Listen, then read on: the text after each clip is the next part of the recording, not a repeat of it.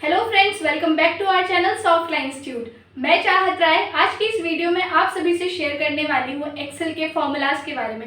अगर आपने इस वीडियो पे क्लिक किया है, इसका मतलब यह है कि आपको भी एक्सेल में फॉर्मूलाज करते वक्त प्रॉब्लम आती है। आप किसी फॉर्मूलाज को जब करने जाते हैं तो आप भूल जाते हैं कि उस फॉर्मूले का क्या नाम था, उसको कैसे यूज करें।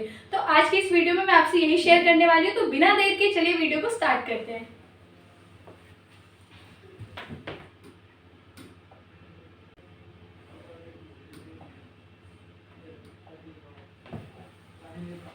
Mastering Microsoft Excel formulas. This presentation covers key Excel formulas, providing practical examples and insights to enhance your spreadsheet skills.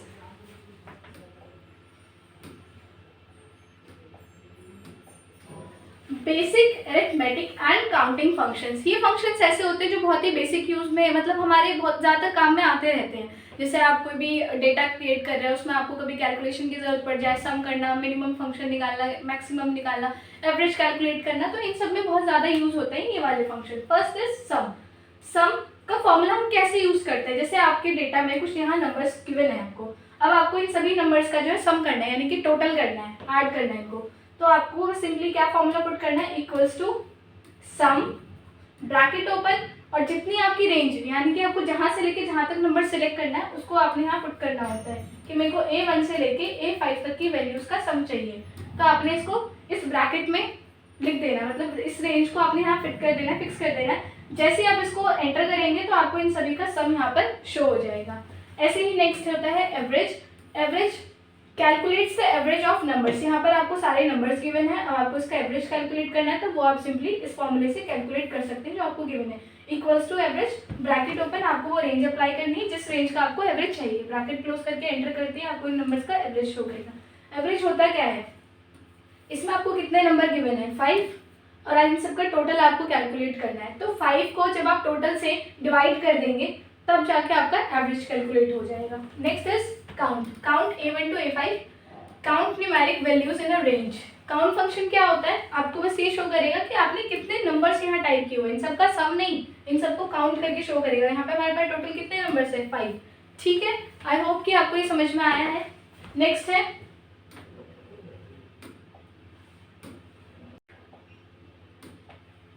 Minimum.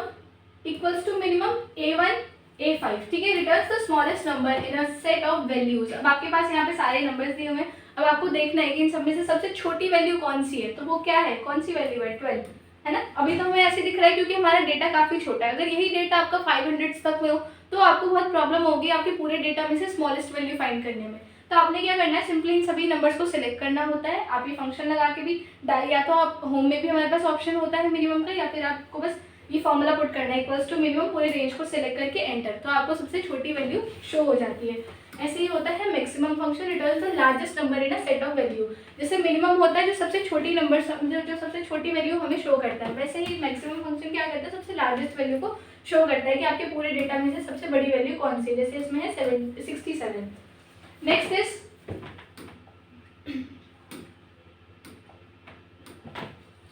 Logical operations and conditional formulas. First is if. If का function बहुत ज्यादातर use होता है Excel में, ठीक है। If का function जब हम लगाते हैं तो आपको अपने कंडीशन के अकॉर्डिंग लगाना है, ठीक है। If checks a condition and returns one value, if true तो अनदर इज फॉल्स, ठीक है। अब जैसे यहाँ पर आपको एक डेटा शो कर रहा है जिसमें हमने फ्रूट्स को मेंशन किया हुआ है। यहाँ पे सारे फ्रूट्स के नेम है, उनके अमाउंट इन स्टॉक, मतलब स्टॉक उनके बता दिए कि फ्रूट का जो स्टॉक है वो 24 है, बनाना का 30 है, कीवी का 22 है। तो यहाँ पर हमने जो फॉर्मूला पुट किया है, if B2 is less than 20। अब यहाँ पर बोला जा रहा है कि जितने भी नंबर आपको यहाँ पे गिवन है, इनमें से 20 से छोटे नंबर कौन कौन से हैं, ठीक है। तो 20 से छोटा इसमें कौन कौन सा है, एक 18 हो गया, 9 हो गया, 16 हो गया, 19 हो गया, 3 हो गया। तो आपको वहाँ पर ये ऑर्डर शो करेगा, और जहाँ पर भी 20 से बड़े नंबर्स है वहाँ पर ये आपको नो एक्शन शो करेगा। मतलब आप पे डिपेंड करता है कि आप यहाँ पर क्या चीज़ अप्लाई कर रहे हो, यानी कि कौन सी कंडीशन अप्लाई कर रहे हो। अगर आप ट्रू फॉल्स लगाना चाहते हो तो यहाँ पे आपको ट्रू फॉल्स में डेटा शो करेगा। अगर आप खुद की कोई कंडीशन अप्लाई करना चाहते हो कि आपको इस स्टेटस में क्या चाहिए, तो वो आप खुद से अप्लाई यहाँ कर सकते हैं। Next is sum if. Equals to sum if A1 to A5 less than 10। अब सम क्या होता है, सम मीन्स बता दिया मैंने आपको पीछे कि सम मीन्स सभी नंबर्स को ऐड करके वो आपको शो करेगा, बट यहाँ पे आगे इफ भी लग रहा है। इफ को लगाने का पर्पस क्या होता है, जैसे हमने यहाँ पर एक डेटा क्रिएट किया है, आइटम्स आपको दे दिए हैं, रीजन दे दिए हैं, उनकी सेल्स दे दिए। अब मेरे को इन सभी का सेल का सभी जितने भी सेल यहाँ पे दिए हुए सबका मुझे सम नहीं करना। मैं चाहती हूँ कि यहाँ पर हमें एक फॉर्मूला लगा दिया है equals to sum if B2 to B10 पूरा हमने सिलेक्ट कर लिया, फिर उसके बाद C2 से C10 पूरा सिलेक्ट कर लिया। अब मेरे को किसका सम निकालना है, F1 का, यानी कि मेरे को सिर्फ नॉर्थ का सम निकालना है। तो नॉर्थ इसमें कहाँ कहाँ पर है, 1 2 3 तीन जगह पर है, तो आपको इन तीनों के ही सम ये सिर्फ शो करेगा। यानी कि सम में तो हमें डायरेक्ट सम शो करता है, बट इफ जब आप उस पर लगा देते हो यानी कि हमें पूरे का सम नहीं चाहिए, हमने इसमें कोई कंडीशन अप्लाई करी कि मेरे को सिर्फ नॉर्थ का ही सम चाहिए, मेरे को सिर्फ साउथ का ही सम चाहिए, या सिर्फ वेस्ट का साउथ चाहिए। ठीक है, next is count if. Count function होता है count cells that meet a specific condition. अभी जैसे हमने पीछे बात करी काउंट फंक्शन की, काउंट में क्या था कि वो नंबर्स को काउंट करके शो करेगा कि आपने अपने सेल में कितने नंबर, मतलब आपके डेटा में कितने टोटल नंबर्स हैं। और काउंट इफ का मतलब होता है कि हमें सबको काउंट नहीं करना। अब जैसे यहाँ पे एक डेटा बना दिया है मंडे टू सैटरडे का, और किसी स्टूडेंट की ये अटेंडेंस है, ठीक है, तो उसने कितने दिन क्लासेस अटेंड करी, कब कब प्रेजेंट है। अब बीच बीच में ब्लैंक भी है, या मान लीजिए आपने एब्सेंट लिख दिया या आपने लीव लिख दिया, तो काउंट इफ फंक्शन लगा के आपने बस वो रेंज सिलेक्ट करनी है और साथ में ब्रैकेट इन्वर्टेड कॉमा में पी लिखना है, यानी कि पी कहाँ कहाँ पर है, बस वही आपको काउंट करके शो करेगा कि कितने प्रेजेंट है या कितने एब्सेंट है या कितने लीव्स है। Next is calculate text.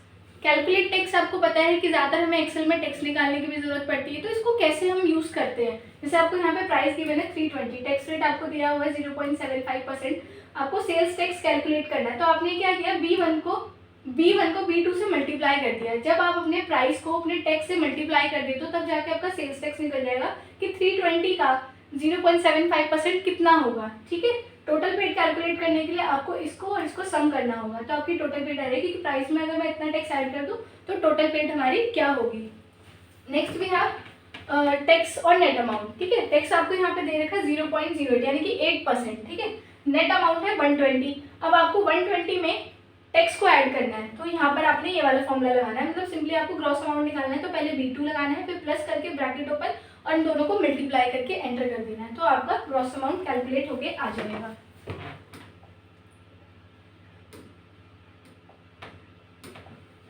Next we have text manipulation. Len tells you how many characters are in a text including spaces। Len function क्या करता है कि आपने अपने सेल में जो भी वर्ड लिखा हुआ है उसके कैरेक्टर्स को काउंट करके आपको शो करता है कि जैसे यहाँ पे टेल्स लिखा है तो इसमें कितने हमने कैरेक्टर्स को यूज किया हुआ है, TELLS, तो इसमें कितने कैरेक्टर्स यूज हुए हैं, 5, तो यही आपको ये काउंट करके शो करता है। Next we have search apple A1। इसका मतलब है find the position of a word पर लेटर इन अ टेक्स्ट। जैसे आपने कोई डेटा क्रिएट किया, उसमें आपने पूरा, जैसे यहाँ फ्रूट का नेम है तो आपने उसमें फ्रूट नेम लिख दी। अब आपको देखना है कि एप्पल का A कौन सी पोजीशन पे है या B, कोई भी एक लेटर आपको फाइंड करना है, कोई भी आपको वर्ड फाइंड करना है, तो वो उस पूरे सेंटेंस में से या पूरे वर्ड में से वो कौन सी पोजीशन पे है वो आपको सर्च करके शो करेगा। रिप्लेस A113 हेलो, मतलब ये आपको जैसे एक फॉर्मूले का एग्जांपल दे रखा है मैंने। Replaces part of a text with new text, मतलब आपने पूरा एक टेक्स्ट टाइप किया हुआ है सेल में, जैसे यहाँ पे लिख दिया मैंने लाइन। ठीक है, अब मेरे को उसको कन्वर्ट करना है टाइम के साथ, तो उसका एक लेटर जो है मैं यहाँ से रिप्लेस कर सकती हूँ इजीली इस फंक्शन के साथ। Next we have count blank.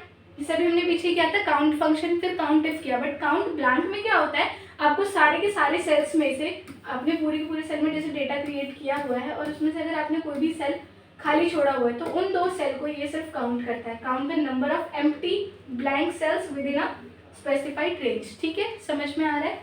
Next we have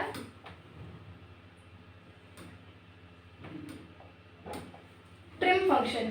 trim क्या करता है, remove extra space from text. जैसे आपने एक सेल में काफ़ी सारे मतलब टेक्स्ट ऐड कर दिया, उसमें काफ़ी सारा स्पेस आपने यूज़ किया हुआ तो उसको ये इजीली ट्रिम कर देगा, बस आपको ये फंक्शन लगा के एंटर करना है। Next we have exact, compares two columns. Exact function क्या करता है, जैसे आपने एक डेटा क्रिएट किया, अगर आपने उन दोनों डेटा में इस तरीके से आपने डेटा क्रिएट किया हुआ है, जो चीज़ आपने इसमें लिखी है अगर वही सेम चीज़ आपने यहाँ लिखी हुई है तभी ये इसको ट्रू शो करेगा, अदरवाइज ये उसको फॉल्स शो कर देगा। बट ध्यान रहे कि इसमें स्पेस भी यूज़ ना हो, क्योंकि एक स्पेस को भी देखता है। अगर आप इधर 1 2 3 लिख रहे हो और यहाँ पे 1 2 3 4 लिख रहे हो तो ये उसको फॉल्स शो करेगा। मतलब ये कहता है कि ये आपका जो कॉलम में जितने भी आपने टेक्स्ट यूज़ किए हों वो बिल्कुल एग्जैक्ट होना चाहिए, A1 भी और B1 भी। समझ में आ रहा है।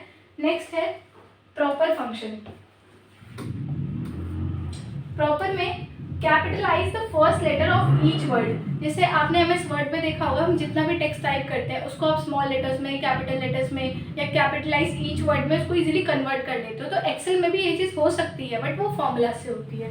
जैसे अगर आपको प्रॉपर फंक्शन में करना है तो फिर आप प्रॉपर का फॉर्मूला लगा के उस सेल का नाम लिख के एंटर कर देंगे। अगर आपको पूरा कैपिटल में दिखाना है तो फिर आप अपर का फंक्शन लगाते हैं। अगर आपको पूरा स्मॉल शो करना है तो लोअर का फंक्शन लगाते हैं। ठीक है। Next we have dollar. Dollar converts a number to a text representation of a currency value. कुछ नहीं है, जैसे आपको कोई नंबर दे रखा है बस उसके आगे ये डॉलर का साइन ऐड करेगा। ठीक है। Next we have date and time functions. सबसे पहला है नाउ। सबसे पहला है डेट एंड टाइम फंक्शन में सबसे पहला है now. Returns the current date and time. Now function क्या करते हैं, जैसे आप नाउ का फंक्शन लगाओगे और एंटर कर दोगे तो आपके सिस्टम में भी जो भी डेट और टाइम हो रहा होगा वो आपको वहाँ पे शो करेगा। नेक्स्ट है today. Returns the current date without the time. बस आपको ये डेट शो करेगा कि आज क्या डेट है, बट टाइम शो नहीं करेगा क्योंकि वो तो नाउ में होता है कि डेट एंड टाइम अगर आपको साथ में लिखना है। और इनके फॉर्मेट अगर आप चेंज करना चाहते हो तो होम में हमारे पास एक ऑप्शन होता है फॉर्मेट और फॉर्मेट सेल।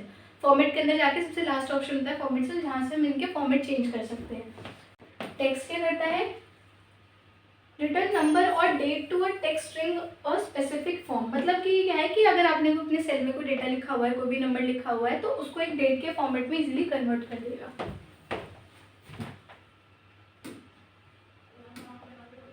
इसी में ही हमारे पास और फंक्शंस होते हैं, जैसे फर्स्ट है इसके अंदर डेट। अगर आपने 3 सेल के अंदर अलग अलग चीज़ें लिखी हुई है, जैसे फर्स्ट में आपने लिख दिया डेट, सेकेंड में आपने लिख दिया मंथ और लास्ट में आप लिख रहे हो ईयर, तो ये तीनों को कंबाइन करके आपको लास्ट वाली सेल में शो करता है। जैसे आपने यहाँ लिख दिया डेट A2, B2, C2। आपको ये तीनों को यहाँ पे अप्लाई करना होगा, तभी उन तीनों को कंबाइन करके लास्ट वाली सेल में शो करता है। To combine the column with date parts. Okay.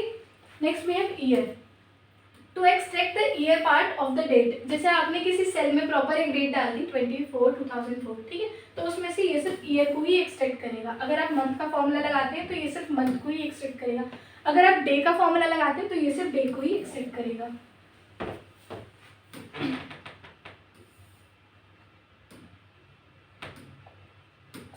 ऐसे ही हमारे पास टाइमिंग के भी फंक्शंस होते हैं। जैसे पहला इसमें hour, extract the hour in 24 hour format from a time value. ठीक है। अब जैसे आपने अपने सेल में कोई टाइम मेंशन किया हुआ है, उस टाइम में से आप चाहते हो कि सिर्फ आर बाहर निकल के आ जाए, इस तरीके से आपने कोई टाइम मेंशन किया हुआ है, उसमें से सिर्फ ये 8 को ही बाहर निकालेगा। ठीक है। अगर मिनट का है तो सिर्फ और सिर्फ मिनट को ही निकालेगा, और सेकंड है तो इसके अंदर से जो भी आपके सिस्टम में भी आर, मिनट या सेकंड होगा उसके अकॉर्डिंग ही उसको एक्सट्रैक्ट करेगा आपके सेल्स में से। नेक्स्ट है lookup. V lookup, H lookup function. जैसा आपको पता है कि आज के टाइम पे कितना फोबिया है इसका कि ये लुकअप सीख लो, एच लुकअप सीख लो, वी लुकअप सीख लो, एक्सेल के सबसे इंपॉर्टेंट पार्ट है, बट ऐसा नहीं है। और भी फॉर्मूलाज हैं हमारे जिससे हम एक्सेल के काम को अपना ईजी कर सकते हैं। Lookup and references formulas. V lookup A1, मतलब आपको वही है रेंज सेलेक्ट करना है। ये क्या करता है, V lookup stands for vertical lookup. ठीक है, ये वर्टिकली डेटा को एक्सट्रैक्ट करता है। Searches for a value in the first column of a table, returns a value in the same row from a specific column. जैसे आपने एक data create किया हुआ है, अब आपको वर्टिकली कोई चीज़ देखनी है कि जो इस कॉलम में हो, जैसे मेरे को ये चीज़ देखनी है तो यहाँ से वर्टिकली कौन सी चीज़ आपको इस सेल में दी हुई है, सिर्फ उस चीज़ को एक्सट्रैक्ट करने के लिए यूज होता है। ऐसे ही एच लुकअप है horizontal lookup, searches for a value in the first row of a table and returns a value in the same column from a specified row. जैसे आपको एक वैल्यू दे दी है या फिर आपको कोई टेक्स्ट दे दिया है कि इस सेल में ये चीज़ लिखी है तो उसके सामने वाले कॉलम में क्या लिखा होगा या उसके सामने वाली रो में क्या लिखा होगा, तो ये एच लुकअप है जो कि हॉरिजॉन्टली वैल्यू को एक्सट्रैक्ट करता है। नेक्स्ट है index returns the value of a cell in a specified row and column within a range. Next है match finds the position of a value in a range of cell, की cell में जो भी आपने type किया हुआ है उसकी पोजीशन आपको अगर मैच करनी है तो आप इजीली यहाँ से कर सकते हैं। नेक्स्ट है फाइनेंशियल फंक्शन। इसमें पहला आता है पेमेंट। क्या होता है, जैसे यहाँ पे इक्वल्स टू पेमेंट का फॉर्मूला लगा दिया, पहले हमने रेट ऑफ इंटरेस्ट लिख दिया, फिर हमने ईयर लिख दिया और फिर हमने अमाउंट लिख दिया, ठीक है। Calculate the payment for a loan based on constant payments and constant interest rate. अब जिसका फॉर्मूला लगता है तो रेट क्या है, the interest rate for each period, NPR the total number of periods like month, the present value और total loan amount, PV का मतलब है, और फ्यूचर वैल्यू ये है प्रेजेंट वैल्यू, ये है future value, optional future value, detail default is 0, type optional, payment type 0, end of period 1 is beginning. Example payment, अभी ये आपको फॉर्मूला दे रखा है कि this calculates the monthly payment for $10,000 loan at 5% annual interest rate to be paid over 5 years। मतलब अगर आप कोई फंक्शन लगा रहे हैं, आपने ऊपर यहाँ पे लोन अमाउंट लिख दिया है, ठीक है, लोन अमाउंट के नीचे आपने रेट ऑफ इंटरेस्ट लिख दिया और ईयर लिख दिया कि कितने ईयर में आपको ये इंटरेस्ट पे करना है, तो आपको मंथली इंटरेस्ट ही बता देगा कि आपको हर महीने कितना इंटरेस्ट पे करना है। मतलब इस तरीके से ये फंक्शन यूज़ किया जाता है। नेक्स्ट है product, multiple all the numbers in a range और एरे टुगेदर। मल्टीपल का प्रोडक्ट क्या होता है, प्रोडक्ट मीन्स होता है मल्टीप्लाई करना, कि किन्हीं भी दो नंबर्स को मल्टीप्लाई करना, या आपको एक रेंज दे दी है, उन सभी को अगर आपको आपस में मल्टीप्लाई करना है तो आप इजीली प्रोडक्ट फंक्शन में कर सकते हैं।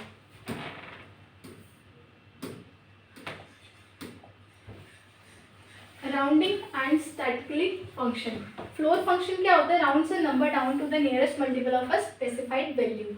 इसके अंदर आपको एक नंबर दे रखा होगा, the number to round and significance the multiple to which you want to round down. जैसे यहाँ पे फ्लोर का फंक्शन आपको दिख रहा होगा कि हमने एक सेल में कोई नंबर लिखा हुआ है और हमने उसमें लिख दिया कि वो 5 से मल्टीपल होना चाहिए और नियरेस्ट होना चाहिए, ठीक है।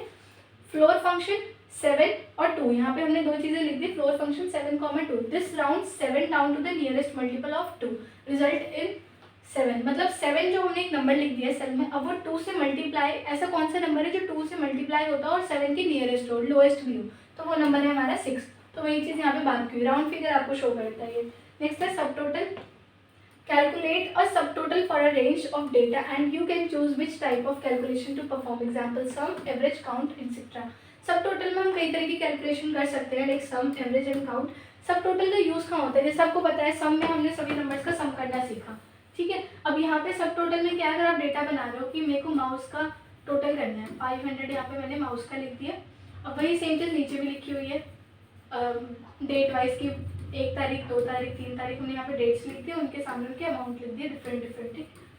अब यहाँ पे तो मैंने माउस का डेटा बना लिया है, और सेम एज अगर मेरे को नीचे का कीबोर्ड का बनाना है तो यहाँ पे मैंने कीबोर्ड का मेंशन कर दिया, और सब में अलग अलग मैंने प्राइस मेंशन कर दिया। बट सब टोटल क्या करता है, सब टोटल अगर मैं इसका सम करूँ तो क्या होगा, डायरेक्ट इन सभी का सम आपको शो कर देगा। बट सब टोटल में क्या होता है, आपको माउस का टोटल अलग शो करेगा, कीबोर्ड का टोटल अलग शो करेगा, और इन सभी का ग्रैंड टोटल आपको अलग शो करता है। ये होता है सब टोटल, जो आपको हर किसी का सब टोटल अलग से शो करता है।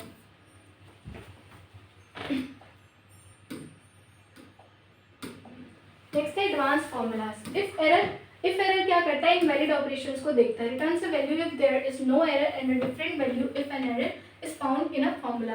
जैसे आपने यहाँ पे एक टेबल क्रिएट करी, इसमें आपने नंबर पुट कर दिया 25 और 5, ठीक है, और यहाँ पर आपने फंक्शन लगाया है if error A1 to B1, मतलब A1 डिवाइडेड बाई B1। अगर ये इससे डिवाइड हो रहा है तो ये उसका आंसर आपको शो कर देगा, लेकिन अगर ये इससे डिवाइड नहीं हो रहा है तो ये क्या करेगा, वहाँ पर आपको एरर शो कर देगा। वो एरर में आप कुछ भी लिख सकते हैं, जैसे इनवैलिड ऑपरेशन लिखा हुआ है तो अगर आपको ये टेक्स्ट वहाँ टाइप करना है वो कर सकते हैं, आपको हाइफन का साइन देना है तो वो आप कर सकते हैं। मतलब जो आपका रिजल्ट है वो है, अगर वो ना है तो फिर आपका एरर मांगा है जो भी आपने वहाँ पे आगे पुट किया होगा। नेक्स्ट है contact, joins 2 or more text string into one, combine करना। अगर आपने अलग अलग सेल में टेक्स्ट टाइप किया हुआ है, जैसे serial number, name, age, address, contact number, उन सबको आप वो चाहते हो कि आप सारा एक ही सेल में आ जाए, तो उसके लिए आप ये वाला फंक्शन यूज़ कर सकते हैं जिसमें ये 2 या उससे ज़्यादा सेल्स को कंबाइन करके आपके सामने रिजल्ट शो करता है।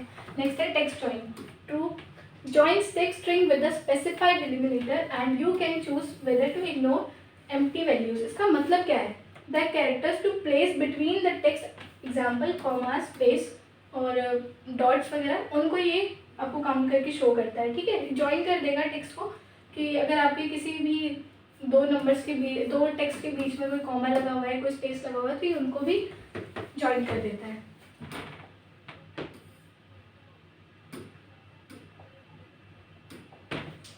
Last one, Arabic function, converts a Roman numeral to an Arabic numeral. Arabic का मतलब क्या होता है, जो हम नॉर्मली काउंटिंग्स लिखते हैं ये हमारा अरेबिक फॉर्म होता है, ठीक है। रोमन नंबर्स क्या होता है जो आप ऐसे करके लिखते हो। तो अगर आपके सेल में रोमन नंबर्स लिखे हुए हैं तो इनको ये अरेबिक फॉर्म में कन्वर्ट कर देता है। अगर आपके सेल में रोमन नंबर लिखे हुए हैं तो ये इनको अरेबिक फॉर्म में कन्वर्ट कर देता है। दोनों फंक्शन यहाँ पे दिए हुए हैं। अगर आपको रोमन नंबर्स को अरेबिक में करना है तो आप इसका यूज़ करेंगे, अगर आपको अरेबिक को रोमन में करना है तो फिर आप इसका यूज़ करते हैं। नेक्स्ट है यहाँ पे LCM, determines the least common multiple. बचपन में बहुत ज़्यादा पढ़ा है हमने एलसीएम और अभी भी यूज़ में आता ही है। तो इसकी फुल फॉर्म होती है लीस्ट कॉमन मल्टीपल। आप इजीली दो नंबर्स के बिटवीन में इसका यूज़ कर सकते हैं। जैसे एक सेल में लिखा हुआ है 3, एक सेल में लिखा हुआ है 5, तो उन दोनों का आप एलसीएम इजीली यहाँ पे कैलकुलेट कर सकते हैं। नेक्स्ट है रैंड बिटवीन। अगर आप अपने एक्सेल में प्रैक्टिस कर रहे हैं, कई बार क्या होता है कि हमारे पास डेटा नहीं होता, तो आपको डेटा चाहिए बट बनाने में टाइम लगेगा ना काफ़ी, तो आप इसका यूज़ कर सकते हैं रैंड बिटवीन का। रैंड बिटवीन में क्या होता है, जो भी दो नंबर आप पुट करते हैं उन दो नंबर्स के बीच का डेटा आपके सामने शो करने लग जाएगा। इसको यूज़ करने के लिए क्या करना है आपको, कि आपका जो डेटा है, मतलब जो आपके सेल्स है, आपको जितने सेल में वो नंबर्स चाहिए उतना आप पहले पार्ट सिलेक्ट कर लेंगे। फिर आपको फंक्शन लगाना है इक्वल्स टू रैंड बिटवीन, जितने से जितने के बीच के नंबर्स आपको चाहिए वो नंबर आप ब्रैकेट में लिख देंगे कि 10,99 या 10,999, जितने से जितने तक के भी नंबर्स आपको चाहिए। फॉर्मूला पुट करने के बाद आपको कंट्रोल एंटर करना है, सिर्फ एंटर नहीं, इसका यूज़ करने के लिए आप कंट्रोल एंटर करेंगे ताकि हर एक सेल में जो आपका रिजल्ट है वो शो हो। अगर आप एंटर करेंगे तो सिर्फ आपको एक ही सेल में आपका रिजल्ट शो करता है। Generates a random integer between two specified numbers, ये आपके लिए रैंडम वैल्यूज देगा आपको, मतलब जनरेट रैंडम वैल्यूज कर देगा, ठीक है।